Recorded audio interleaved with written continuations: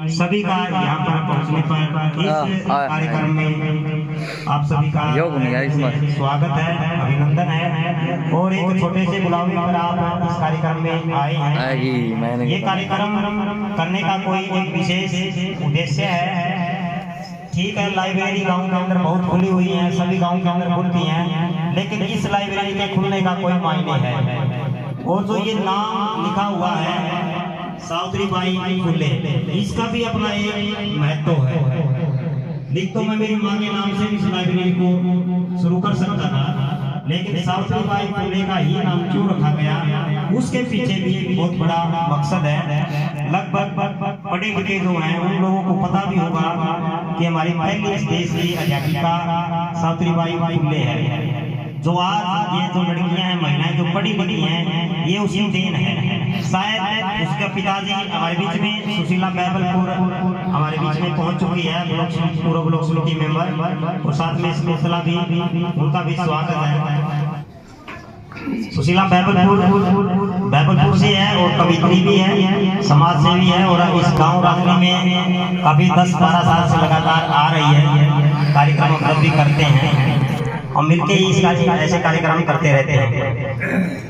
तो इस लाइब्रेरी का मकसद इसलिए था क्योंकि लड़कियों का एक शिक्षा के साथ महत्व, उनका जो जुड़ाव है वो रहे। और मैं देख भी रहा था कई बार आते जाते बसों के अंदर भी लड़कियों के लिए वो वातावरण नहीं है, उनके लिए कोई पढ़ने की व्यवस्था नहीं है। और एक लड़की लाइब्रेरी ज्वाइन करने के लिए हिसार बरवाड़ा जा रही है, और उसके लिए उनके घर वालों को 2-3 हज़ार रुपए तक इसमें खर्च करने पड़ रहे हैं।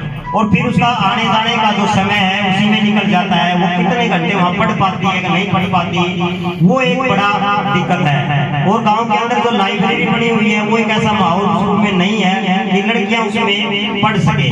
तो दिमाग में आया कि महिलाओं के लिए, खास करके लड़कियों के लिए ये लाइब्रेरी इस तरीके की बनाई जाए जो गाँव के अंदर नहीं है। तो मैंने दिमाग में इस तरीके के आने के बाद जब मेरी माता जी गुजरी थी 2015 में, उस टाइम मेरे मन में था कि ये जो जगह है ये जगह समाज के कुछ काम आए और ऐसी चीज बने यहाँ पर जो सबके काम आए, तो वो शिक्षा से जुड़ी हुई कोई चीज हो। तो इस रूप को देख के मैंने दिमाग में आया कि ये जगह, मैं तो ज्यादातर बाहर भी रहता हूँ कार्यक्रमों के अंदर और बहुत कम यहाँ पर आ पाता हूँ, तो कम से कम ये लाइब्रेरी शुरू में चलेगी तो मुझे बड़ी खुशी होगी। ये एक अच्छे काम के लिए ये जगह काम आ रही है, तो ये समाज के काम आ रही है। तो उस रूप में ये सावित्रीबाई फुले माँ की याद में बनाने का निर्णय लिया है।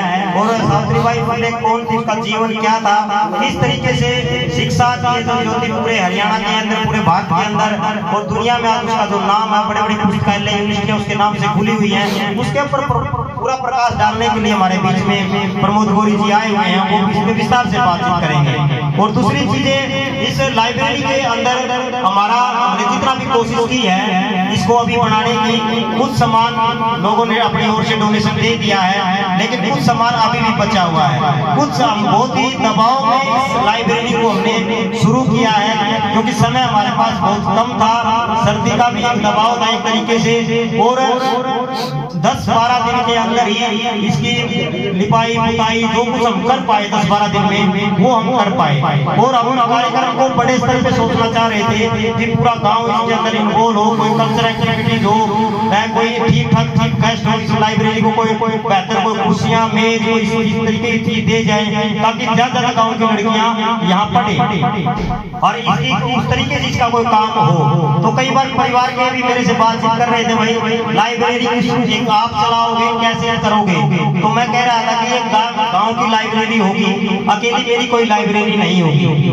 मैंने मेरी ओर से जगह दी है बरतने के लिए। अब गांव के लोग देखेंगे कि हम इसमें कितना सहयोग करके इसको कितनी बेहतर बना सकते हैं, वो लड़कियों के लिए कितना बढ़िया वातावरण बना सकते हैं, ताकि हर लड़की गांव की कोई आए सुरक्षा महसूस करे कि मैं यहाँ सुरक्षित हूँ, वो ठीक पढ़ने का उसका माहौल बने। तो ये हमारे पूरे गांव पे ही निर्भर करेगा जितने लोग सहयोग करते रहेंगे आर्थिक तौर पर, अभी भी बहुत से लोगों ने इस लाइब्रेरी बनने से पहले ही सहयोग किया है, तभी तक मैं यहाँ तक इतना कुछ कर पाया हूँ।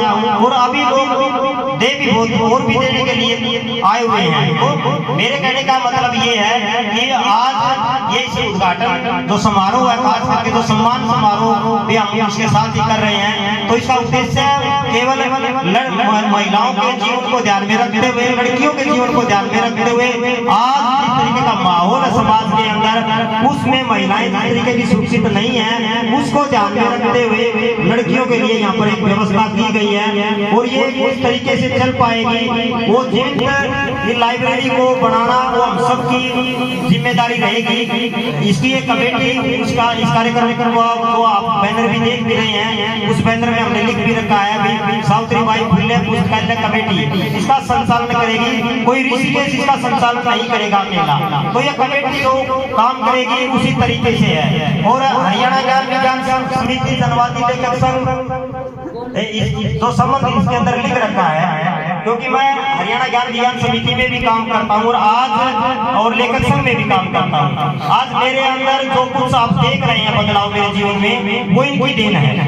तो एक विचार के साथ मैं जो खड़ा हूँ, वो शायद ये मेरे अंदर ये विचार नहीं आते तो शायद मैं इतना बड़ा यो जो मेरे अंदर बदलाव आप देख रहे हैं ये भी नहीं कर पाता। तो उस रूप में मेरे दिमाग में आया कि इसका जो संबंध है जनवादी लेखक संघ और हरियाणा ज्ञान विज्ञान समिति के साथ भी हो, ताकि उनका समय समय पर हमें सहयोग मिलता रहे। और इस तरीके की कोई मैनेजमेंट को लेकर यहाँ पर कुछ किताबों को लेकर जो यहाँ पर ये हमारी मैनेजमेंट हो सकती है, तो इस रूप में ये कर सके। तो जो साहित्य की जो पहली नजर हमारे बीच में आई है, वो इसी हरियाणा ज्ञान विज्ञान समिति से जनवादी लेखक संघ से आई है। तो मैं ज्यादा समय न लेते हुए, क्योंकि समय का दबाव हम बहुत ज्यादा समय ले चुके हैं, हमने 11 बजे इस कार्यक्रम को करने का निर्णय लिया था, आप लोगों ने पोस्ट के अंदर देखा भी होगा, लेकिन मौसम इतना ज्यादा खराब था तो हमने सोचा कि ये 12 बजे कर लेंगे, लेकिन ये 12 बजे के बाद भी शुरू हुआ है। तो समय को ध्यान में रखते साथी दूर दूर से आए हुए भी हैं, उनको वापस भी जाना होता है। तो एक छोटी सी कविता के बाद में मेरा समापन करूंगा मेरी बात का। तो एक कविता बनाई है मैंने, ये 1-2 दिन के अंदर ही बनाई है। माँ के ऊपर ये कविता है। माँ का पर्यायवाची क्या लिखूं, मेरी कविता का शीर्षक है माँ। माँ का पर्यायवाची क्या लिखूं, वो शब्द ही नहीं है जो इसकी जगह ले सके। माँ का पर्यायवाची क्या लिखूं, वो शब्द ही नहीं है जो इसकी जगह ले सके। माँ तो माँ होती है, माँ तो माँ होती है। हाँ, मेरी माँ के बारे में कुछ लिख सकता हूँ। हाँ, मेरी माँ के बारे में कुछ लिख सकता हूँ, जिसने दोनों पाँव से पोलियो ग्रस्त बच्चे को अपने पाँव पर चलना सिखाया है। गांव में कुछ लोगों ने अफवाह फैला दी, माँ ने अपने बच्चे को अपंग बना दिया। समाज के ताने सुन सुनकर मेरे लिए जो सब कुछ किया जो माँ अपने बेटे के लिए कर सकती है। मेरी उम्मीद मेरी माँ थी, मेरी उम्मीद मेरी माँ थी, मैं भी उम्मीद माँ की बन गया। मेरी उम्मीद मेरी माँ थी, मैं भी उम्मीद माँ की बन गया। माँ अपने सपने मुझ में देखने लगी, मैं अपने सपनों को उड़ान देने लगा। कपास और गेहूं की बालियां चुनकर मेरे निवाले का जुगाड़ करती माँ को देखकर मेरे अंदर पढ़ाई के साथ काम करने की जिज्ञासा पैदा हुई। खिलौने बनाकर बेचना, पैसों से दूसरों की प्रैक्टिकल बनाना, किताबों पर दिल चढ़ाना, घड़ी संवारना, चारपाई भरना, कपास और बालियां चुनकर लाना, इन्हीं हुनरों में से निकलकर मेरे अंदर छात्र नेता, रंगकर्मी, कवि, पत्रकार, इंजीनियर, आंदोलनकारी बना। मेरे पास माँ नहीं होती तो इतनी सारी खूबियाँ नहीं होती। मेरे पास माँ नहीं होती तो एक जना इतनी सारी खूबियाँ इतने क्या करो ना मैं यहाँ पहुँच पाता। माँ मुझे तुझ पर गर्व है, माँ मुझे तुझ पर गर्व है। माँ रही बाप नहीं बनी, माँ रही बाप नहीं बनी। धन्यवाद। अपनी भी बात धन्यवाद ऋषिकेश गाजली का। आज के जो वक्ता भी है सुशीला बैरलपुर जी, और पिछले 15 वर्षों से गांव बैरलपुर में पुस्तकालय की संचालिका है।